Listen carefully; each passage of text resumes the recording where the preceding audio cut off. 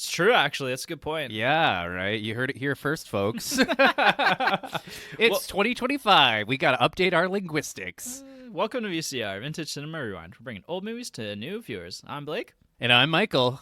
and we've got my movie pick to this And time. what a movie you picked, Blake.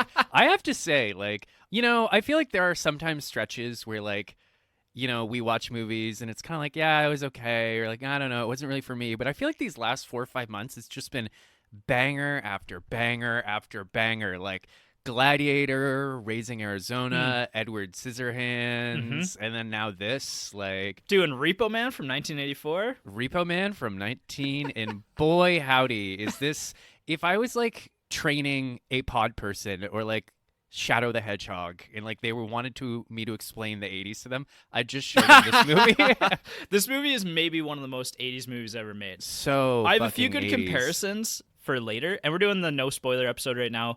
But when we get into who this movie is for, and I kind of have some maybe good contemporary comparisons to this, but really this is one of the movies of the 80s. I'm gonna kind of spoil my opinion right now. I actually had a really good time with this movie. Yeah, I would actually say, and I experienced this movie in my personal favorite way to experience movies, meaning going in knowing nothing about it, to the point where I would almost say turn off this episode now and just go watch it. All right? I have mixed thoughts on that, and we'll talk about it when we get to the who this movie is for. Blake's like, you bastard, we spent hours editing this. You're just telling people to turn it off. Yeah.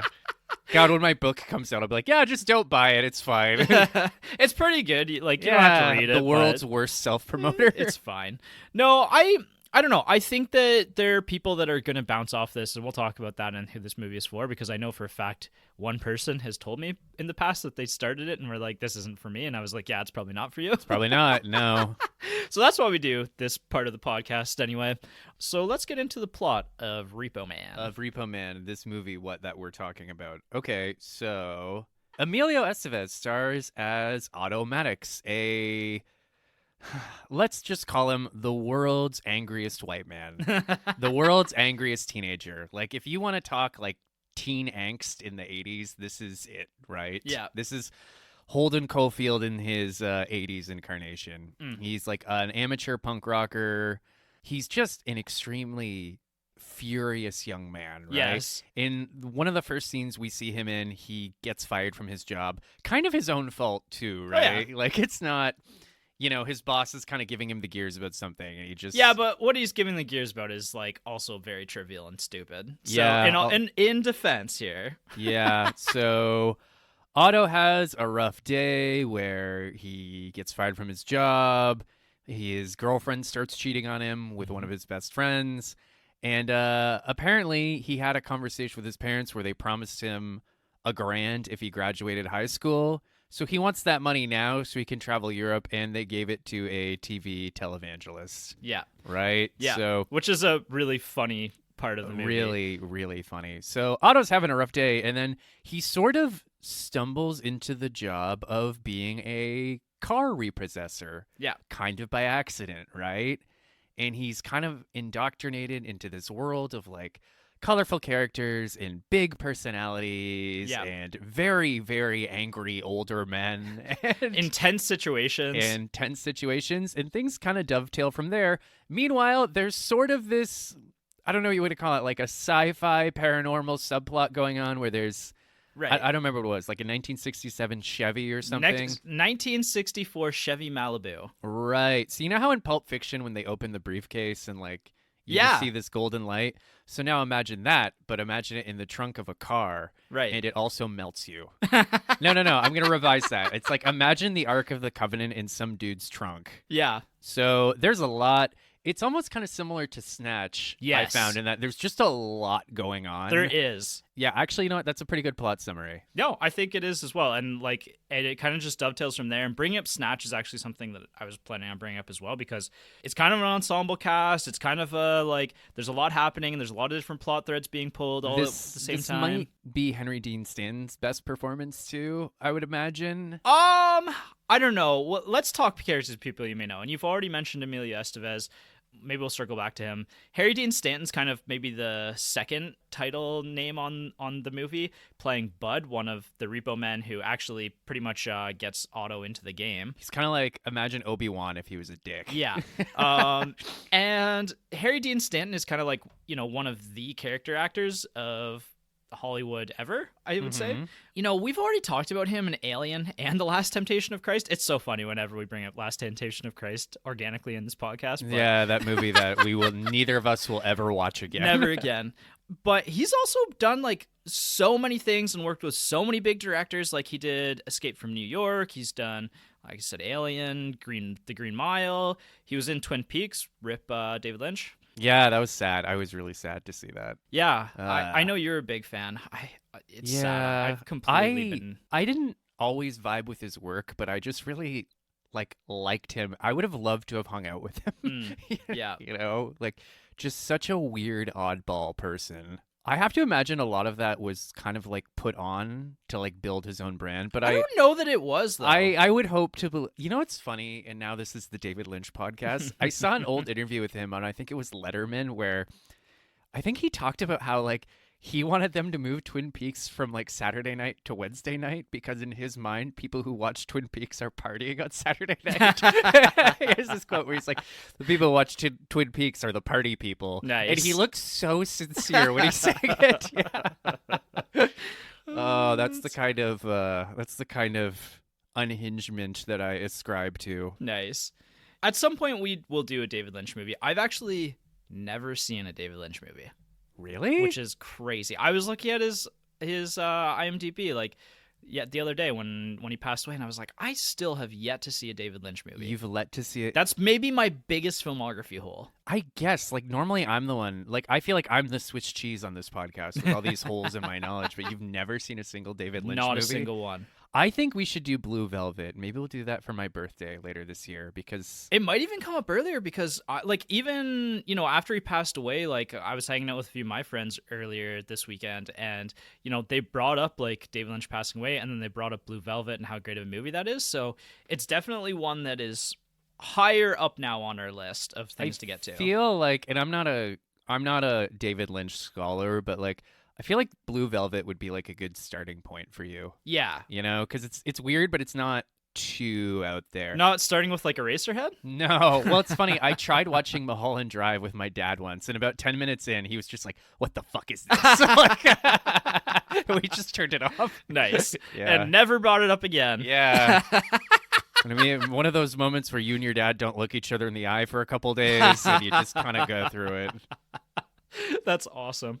All right, we should get back to Repo Man. Yeah, sorry. I would say Harry Dean Stanton is great in this, but I also think that Harry Dean Stanton is fantastic in everything he's in, so I can't say that this is his best performance because they're all kind of equally awesome. It's funny. I was just looking at Harry Dean Stanton in this movie, and I was kind of just like, man, it's kind of like the curse with the gift of being such a character actor is you just look at him and you're like, I know I've seen you places. Right. I just can't really put my finger on it now. If I could be an actor, I would probably ascribe to be somebody like Harry Dean Stanton over a Brad Pitt or somebody else. Yeah, really. Just someone who just melts into things, right? Yeah, he just pops up in everything. He's always great in everything. Massive fan. It's hard to just do a Harry Dean Stanton watch because he has 200 movies or something crazy that he's in. Yeah. But you can just pick I bet you probably 6 of his movies are in the IMDb top 250. Okay, yeah, absolutely. He's great. He's awesome. We should circle back to Otto, Emilio Estevez. Blah, blah, blah, blah, blah, Martin blah, blah. Sheen's son, Charlie Sheen's brother. Right. It's funny. So my closest point of comparison with Emilio Estevez was The Breakfast Club. He was the jock. Yes. Yes. And I don't think I've ever seen him in anything else. But really? It's funny. I was looking at him like, you're a Sheen, aren't you? You've got that Sheen about you. He's got the Sheen genes, which is actually the Estevez genes. The Estevez is their actual last name, and then Martin Sheen changed it to be Sheen. More. Yeah. And to then be more, and I think he told all of his kids too that they should go by Estevez, and Charlie Sheen changed his name, and because Martin Sheen always regretted it. Oh, So, okay. Well, yeah, couldn't tell you. Anyways, so there's a fact for you. But he's also big for probably a lot of millennials because of the Mighty Ducks. Oh, okay, I've never seen that one. Yeah, it's one of the big hockey movies. So in Canada, especially, it's probably the movie that a lot of people know him from who are Right, millennials. yeah, that's every when every Canadian boy turns 13, we show him this movie, hand him a crack open a can of Bud, and we send him out on the ice. Nice. And if he comes back alive, he's a man. Yeah.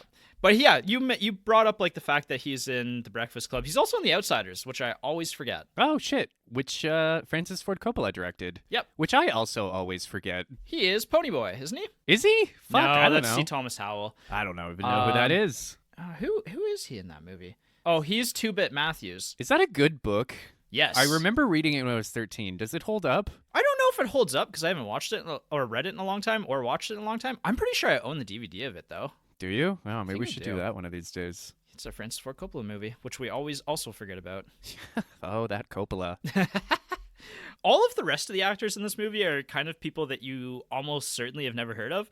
Although I will say that Miller, the mechanic, who I thought was just a homeless guy for 90% of the movie, played by Tracy Walter, is really good. Everybody's good in this movie. I particularly like what's his name? Duke? Are you going to bring up Duke? Because I wanted to bring up Duke at some point. I wasn't, but go ahead. He's one of the punks. Like he's the main punk, I guess. Oh, the bald one. Yeah, the bald one. Yeah, he's actually he's so.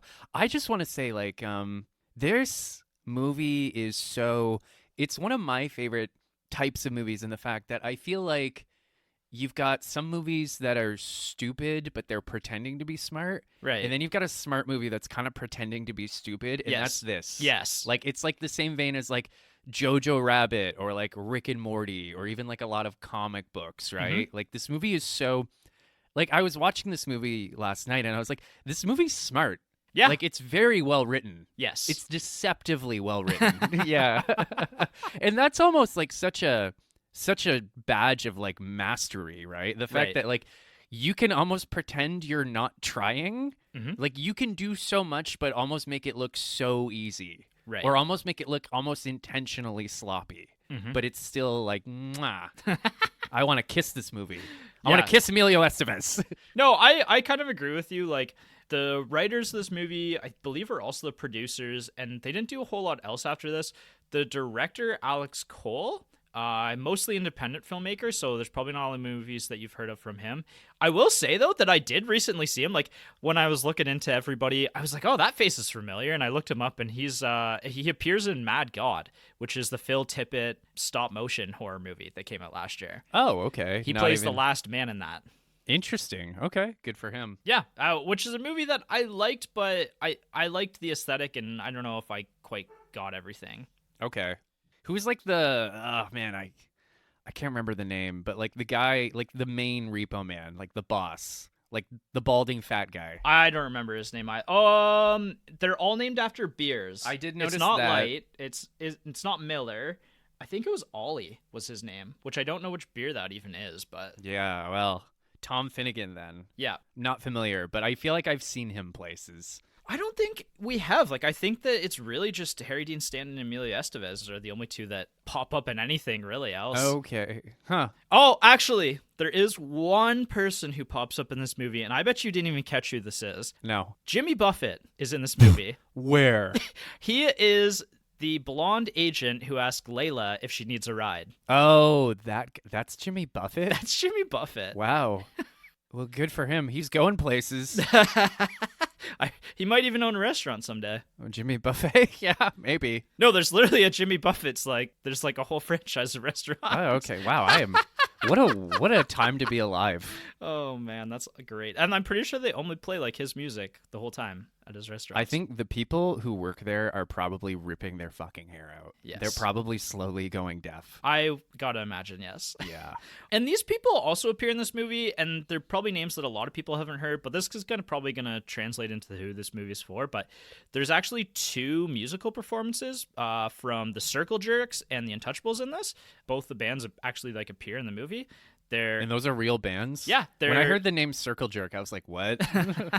They're LA punk and ska bands. Oh. So they get featured in this, and that's kind of this good segue into who this movie is for, because this movie is like very, very West Coast film. Like, it takes place in LA. It's like very deep into the punk culture of the 80s. a lot of the ska bands and stuff. Even the attitude is very punk. Yes. You know what I mean? This movie is punk rock. Like, I will say who this movie is for. This movie is punk rock. Yeah, it is. Even just like there are certain parts of this movie where like it almost kind of reminded me of like South Park. Like just this rapid fire jokes and like this almost kind of casual cruelty of the world, right? Like what's his name? Otto has this friend, this nerdy guy. I forget his name. Kevin, yeah. Like the shit that happens to Kevin is hilarious. Like it's just every time he shows up on screen, I'm like, yes. More Kevin. Yeah, let's torture this guy.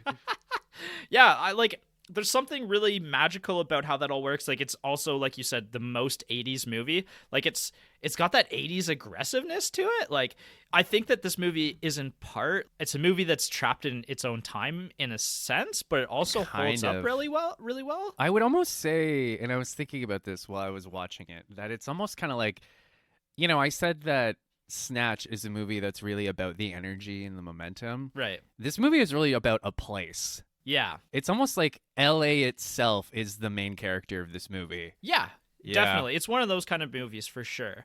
Which is funny too because it's also kind of a road movie. Kind of, yeah. It's about cars, certainly. Well, most of the movie is spent like in a car on the road, like going from location to location. Like, yes, it all takes place in LA, and a little bit in Nevada, I guess, but yeah, briefly. It is funny. The opening title card. It's like it's kind of zeroes in on Route 66, and I was like, "Oh no, is this a Cars spinoff?" But I mean, there is something anti-establishment, and that's why this movie is so punk rock. Like, it's almost something that I could recommend. Like, if you've kind of watched a lot of big studio movies, and you're kind of just like, kind of sick of it. Yeah, like this is kind of an anti-studio movie. In a sense. Again, it's very well structured and very well written, but it's got kind of this grubbiness to it, you know? Well, and that's the thing. Like, this is also a B movie, right? Like, this is not a big studio production. Like, this is I would actually say this is a B movie in the sense that like it's closer to Tremors in that sense, where there's something just a little bit like inherently schlocky about it. I would say that personally I like Tremors better than this movie, but that's because Tremors is one of my all-time favorites. I don't know. I think this one edges out for me. This one beats Tremors for me. In that sense, like, it's also, it's also kind of an ensemble movie like Snatch, like we mentioned. It's also kind of a late-night movie, like a late-night comedy, like a Harold and Kumar kind of thing. I almost kind of feel like this would have been like a great drive-in movie back in the day. Yeah. The movie that I kind of circled in on, and that the one that I thought was most comparable to this is Roadhouse. Okay, yeah. I haven't seen Roadhouse in its entirety, but I do kind of see it. Yeah, like it's got the aggressiveness of the 80s. It's kind of like it's relatively smartly written, but also like kind of goofy.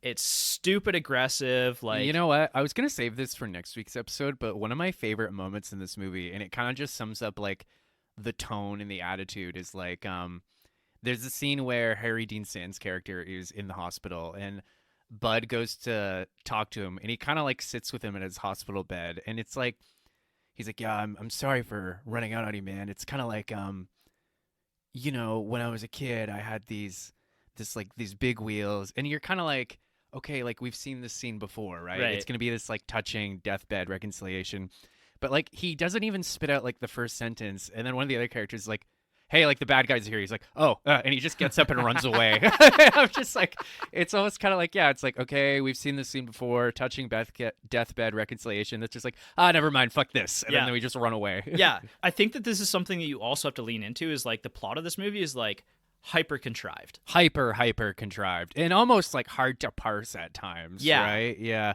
like it's another one of those movies where I'm like, I need to see this again because I missed so much. Yeah, there was a part in the middle where maybe between the second and third act where I did get a little confused for like 5 minutes. Also, at the end of the day, probably doesn't hurt my enjoyment of it too much. Yeah, I'm gonna repeat what I said about Snatch, where this is really more a movie about sequences and scenes than it is about any kind of like linear coherent plot. Which isn't to say that it's like, and again, this movie is smartly written. One of the things I particularly admire, and this is again, it shows me that there is like an intelligence behind the scenes, is like how much they make use of their side characters. Yes, even just like the one scene bit characters, right? Like, It's funny, early in the movie, he knocks over some old woman's cans and they have an argument about it. And then later, when he's in the hospital, she shows up again. And I'm like, oh, yeah, like, okay. Like, Right. this went through drafts. Yeah. Like, yeah. Yeah, there's a lot of like maybe callbacks in the sense of like Arrested Development style callbacks, where it's just like if you're paying attention, there's a lot there to kind of discover. Oh, yeah, for sure. This isn't a movie for everybody though. Like I think that if you aren't into like that B tier movie, like if the schlock's gonna upset you, if like, you know, the fact that this movie leans so hard into like what you shouldn't do in a movie, like make contrived plot details or like throwaway stuff, like yeah, or just like, again, like that scene I mentioned, just abandon a scene halfway through, like, right. fuck this. Yeah. Like, it's almost like, imagine if, like, you know that scene in 2022's The Batman where Bruce and Alfred have that heart-to-heart? Imagine if, like, partway through that scene, Bruce just got up and walked out of frame. Like, yeah. Like, never mind. Like, you get the idea. Yeah, exactly. So I think that this isn't for everybody, but I think for a lot of people, if you kind of are willing to engage with the movie on its terms, you're going to have a lot of fun. Yeah, and again, I feel like I'm almost, as I'm getting older, I'm getting better at vibe movies. Right. Yeah, I'm getting better at just being, all right, fuck it. This is certainly a vibe movie. Yeah, like absolutely. I said, again, circling back, this movie's punk rock. Very, very punk rock. Your one scene to sell a movie. What do you got? I'm going to go with, I think it's number 2 on Movie Clips. Mm-hmm. It's just You're All Right.